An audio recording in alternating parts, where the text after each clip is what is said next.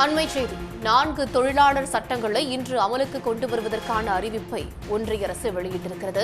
ஊதிய சட்டம், தொழில் உறவுகள் சட்டம், சமூக பாதுகாப்பு சட்டம், பணியிட பாதுகாப்பு சட்டம் உள்ளிட்ட 4 சட்டங்கள் இன்று அமலுக்கு வருவதாக ஒன்றிய அரசு அறிவித்திருக்கிறது.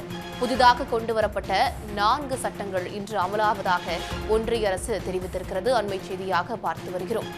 ஏற்கனவே அமலில் உள்ள 29 தொழிலாளர் நல சட்டங்களுக்கு மாற்றாக 4 தொழிலாளர்கள் சட்டங்கள் கொண்டு வரப்பட்டிருக்கின்றன. தற்போது அமலில் இருக்கும் காலத்துக்கு பொருந்தாத சட்டங்களுக்கு பதிலாக நவீன நிலைமைக்கு ஏற்ப புதிய சட்டங்கள் கொண்டு வரப்பட்டிருப்பதாக ஒன்றிய அரசு விளக்கம் அளித்திருக்கிறது. அண்மை செய்தியாக பார்த்து வருகிறோம். தொழில்கள் நீடித்து இயங்குவதை உறுதி செய்வதும் புதிய தொழிலாளர் சட்டங்களின் நோக்கம் என அரசு விளக்கம் அளித்திருக்கிறது. அண்மை செய்தியாக பார்த்து வருகிறோம். மாறிவரும் காலத்திற்கு ஏற்ப புதிய சட்டங்கள் கொண்டு வரப்பட்டிருப்பதாக ஒன்றிய அரசு இதுகுறித்து விளக்கம் அளித்திருக்கிறது. ஏற்கனவே அமலில் உள்ள சட்டங்களுக்கு பதிலாக இந்த 4 புதிய சட்டங்கள் அமலாகி இருக்கின்றன. இது பற்றிய கருத்துக்களை நம்மிடம் பகிர்ந்து கொள்வதற்காக சிபிஎம் கட்சியின் கனகராஜ் அவர்கள் நம்மிடையே இணைகிறார். வணக்கம் சார். நவீன நிலைமைகளுக்கு ஏற்ப புதிய சட்டங்கள் என ஒன்றிய அரசு இன்று 4 சட்டங்களை அமலாக்கி இருக்கின்றன. இது பற்றி உங்களுடைய முதற்கட்ட பார்வை சார். ஒண்ணு, இந்த சட்டங்கள் எல்லாமே எதிர்கட்சிகள் மிகப்பெரிய அளவுக்கு நாடாளுமன்றத்தில் போராட்டம் நடத்தி கொண்டிருந்த போது அவர்களுடைய பங்களிப்போ விவாதமோ இல்லாமல் நிறைவேற்றப்பட்டது. 29 சட்டங்களை 4 சட்ட தொகுப்புகளாக மாற்றி கொடுத்திருக்காங்க. இத இன்னைக்கு காலையில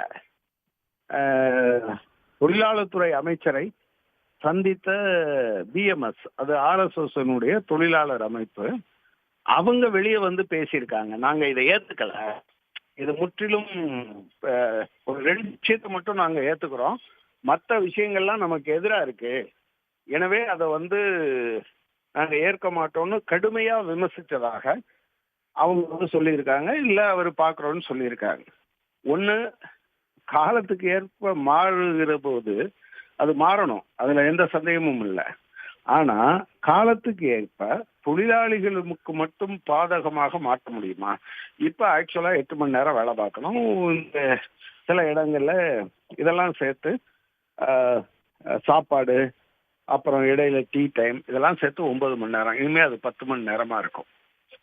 பெரும்பாலான இண்டஸ்ட்ரீஸ் தொழிற்சாலை சட்டத்துக்கு கீழேயே வராம இருக்கும். இப்போ உதாரணமா இப்ப 20 பேர் இருக்கக்கூடிய எல்லா தொழிற்சாலைகளுக்கும் இப்ப நீங்க லே ஆஃப் விடணும் அப்படின்னு முடிவு பண்ணாங்கன்னா அதுக்கு பெர்மிஷன் வாங்கணும்.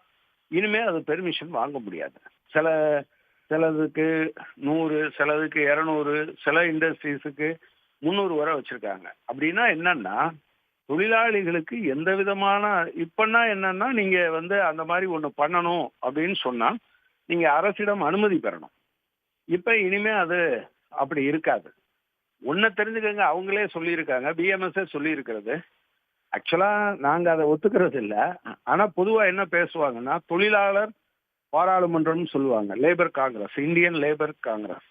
அது 2015க்கு பின்னால இந்த கடந்த 10 ஆண்டுகளில் ஒரு முறை கூட இந்த அரசாங்கம் கூட்டல. எனவே தொழிலாளிகளை எம்பவர் பண்றதுன்னா, இப்ப அவங்க சங்கம் தான் பெரிய சங்கம் சொல்லிட்டு இருக்காங்க.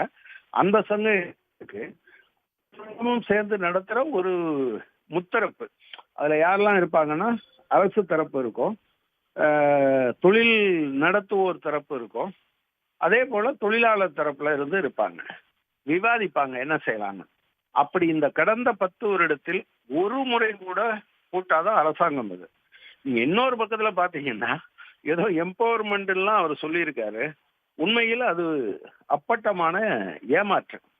நீங்க ஒன்றிய அரசாங்கம் இப்ப இவங்க ஆட்சிக்கு வர்ற போது பொதுத்துறை நிறுவனங்கள்ல 13 லட்சம் நிரந்தர தொழிலாளர்கள் ஒன்றிய அரசினுடைய பொதுத்துறை நிறுவனங்கள் வேலை பார்த்தாங்க.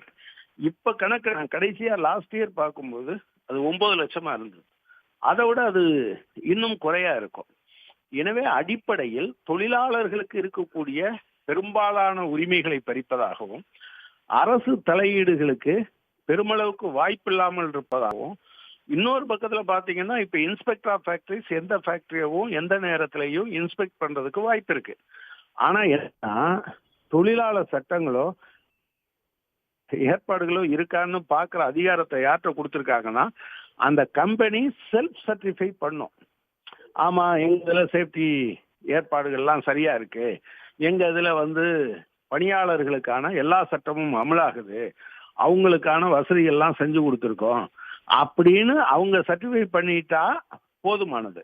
அப்புறம் என்ன சொல்றாங்கன்னா ஏதாவது ரேண்டமா செக் பண்ணா போதும் அப்படின்னு சொல்றாங்க. நீங்க காலத்துக்கு ஏற்ற பிக்ஸட் டேர்ம் எம்ப்ளாய்மெண்ட்டுங்கிற வார்த்தையை இன்னைக்கு அவர் பேசுனதுலயே கோட் பண்ணியிருக்காங்க. அதாவது என்னன்னா, நீ எல்லாரும் வேலைக்கு எடுக்கிற போது வேலைக்கு எடுப்பாங்க, இவர் விரும்பினாலோ அவர் விரும்பினாலோ போவாங்க அப்படிங்கிறது வேற விஷயம். ஒரு வருஷத்துக்கு பின்னால எத்தனை வருஷம் வேலை பார்க்க முடியும்? 2 வருஷம் அப்படின்னு அவர் கொடுத்தா 2 வருஷத்துக்கு பின்னால நீங்க வேற வேலைக்கு போகணுங்கிறது கிட்டத்தட்ட அத்தக்கூழ் முறையை நீங்க இப்ப இருக்கக்கூடிய கேஷுவல் சிஸ்டத்தை அவங்க கொண்டு வருது. இதுல துரதிர்ஷ்டம் என்ன அப்படின்னு சொன்னா, மாநிலங்கள் இது கன்கரண்ட் லெஸ்ல இருக்கு. அதாவது ஒத்திசைவு பட்டியல்னு சொல்றதா இல்ல, அதாவது இப்போ மாநிலங்கள் சில விஷயங்கள்ல அவங்களுக்கு அதிகாரம் இருக்கு, சட்டம் இயற்றலாம், சிலது ஒன்றிய அரசாங்கம் இயற்றலாம். பட் இந்த குறிப்பிட்ட பிரச்சனையை பொறுத்தளவுல இது 2 பேரும் பொதுப்பட்டியலில் இருக்கிற காரணத்தினால் அநேகமா மாநிலங்களை இதை அமுல்படுத்த வேண்டும் என்று அவங்க நிர்பந்திப்பாங்க. இவ்வளவு மோசமான சட்டம், உண்மையில சொல்ல போனா இதுக்கு தொழிலாளர் சட்டம்னு சொல்லக்கூடாது, முதலாளிகள் சட்டத்தை தொழிலாளர்கள் சட்டம் என்ற பெயரில் தொழிலாளர்களுக்கு அப்பட்டமாக அவர்களுடைய வேலை நேரம், அவர்களுடைய ஓய்வு நேரம், அவர்களுடைய பணி பாதுகாப்பு, அவர்களுடைய சம்பளம் உள்ளிட்ட அனைத்து விஷயங்களிலும் பாதகமான முடிவுகளை எடுப்பதற்கான ஒட்டுமொத்த அதிகாரத்தையும் அது எம்ப்ளாயர்கிட்ட கொடுக்கிற ஒரு மிக மோசமான சட்டம். இவங்க அதாவது பீகார்ல அவங்க வெற்றி பெற்றுட்டோன்னு அவங்க கருதுறதுனால பல பிரச்சனைகளை விமர்சனங்களை வச்சாலும் அவங்களுக்கு 80% வெற்றி கொடுத்திருக்காங்க. அப்படிங்கிற போது அதுக்கு பரிசாக இந்திய நாடு இருக்கக்கூடிய மக்கள் தொழிலாளிகள் அனைவருக்கும் எதிரான சட்டம் இது. ஒரு வெற்றி பிஜேபிக்கு கிடைச்சா அது இந்திய மக்கள் 140 கோடி பேரையும் எந்த அளவுக்கு பாதிக்கும் என்பதற்கு மிகச்சரியான உதாரணம் இது. இதை நாம சொல்லல, அவங்களுடைய RSSஓட தொழிலாளர் சங்கமான BMS இன்னைக்கு எதிர்த்திருக்கு. இதுல இருந்தே அதை புரிந்து கொள்ள முடியும். இது தொழிலாளிகளுக்கு விரோதமானது எல்லா வகையிலையும், வேலை நேரத்துல இருந்து, தூங்குறதுல இருந்து, பாத்ரூம்ல இருந்து, பர்சனல் ப்ரொடெக்டிவ் எக்யூப்மெண்ட்னு சொல்லுவாங்கல்ல. ஒரு தனிநபர் ஒரு கெமிக்கல் இண்டஸ்ட்ரியிலையோ அல்லது மற்ற இடத்துலையோ தன்னை பாதுகாப்பதற்கான முறையில சில உபகரணங்கள் கொடுக்கறது, அதுல எல்லாம் கூட காம்ப்ரமைஸ். இப்படி பாத்தீங்கன்னா இதுவரை போராடி தொழிலாளிகள் கொஞ்சம் கொஞ்சமாக ஒரு பாரம்பரிய சொத்து போல வைத்திருக்கக்கூடிய எல்லா உரிமைகளையும் பறிக்கிற ஏற்பாடு இதில் இருக்கிறது. அவங்க வழக்கமா அரசு கொள்கைகளின் மூலம் கார்ப்பரேட்டுகளுக்கு செஞ்சு வந்த சேவையை இப்ப தொழிலாளிகளுடைய ஒட்டுமொத்த உரிமையையும் பறிக்கிறதன் மூலம் செய்ய போறாங்க. நீங்க ஒன்ன தெரிஞ்சுங்க, 14 லட்சம் பேர் வேலை செய்ய வேண்டிய ரயில்வேல 3,20,000 வேகன்சிஸ் இருக்கு. அதுல 1,70,000 வேகன்சிஸ் எதுல இருக்கு அப்படின்னு சொன்னா பாதுகாப்பு துறையில மட்டும் இருக்கு. சோ இதுதான் தொழிலாளிகள் சம்பந்தமா அவங்களுடைய நிலைப்பாடு. அத தங்கத்து மேல விஷத்தின் மேல நீங்க இனிப்பை தடவி கொடுக்கறது மாதிரி பேரை மட்டும் தொழிலாளர் சட்டம்னு சொல்லிட்டு உண்மையில் தொழிலாளிகளுக்கு விரோதமான சட்டம் இது. அநேகமா தொழிலாளிகள் இதை ஏற்றுக்கொள்ள மாட்டார்கள். அதனாலதான் 2020 நிறைவேற்றின பிறகு 5 வருடம் காத்திருந்து பீகார்ல ஒரு வெற்றி கிடைச்ச இந்த பின்னணியில இதை அமல்படுத்த வேண்டும் என்று அவங்க முடிவுக்கு வந்திருக்காங்க. நிச்சயமா இந்தியாவினுடைய தொழிலாளி வர்க்கத்தையும் அவர்களுடைய குடும்பத்தையும் மிக கடுமையாக பாதிக்க போற சட்ட தொகுப்பாக இது இருக்கும். இந்த 4 புதிய சட்டங்களும் தொழிலாளர் விரோத சட்டங்களாக இருப்பதாக உங்களுடைய கருத்துக்களை எங்களிடம் பகிர்ந்து கொண்டிருக்கிறீர்கள். இணைப்பில் வந்தமைக்கு நன்றி சார். உடனுக்குடன் செய்திகளை தெரிந்து கொள்ள சன் நியூஸ் பெல் ஐகானை கிளிக் பண்ணுங்க.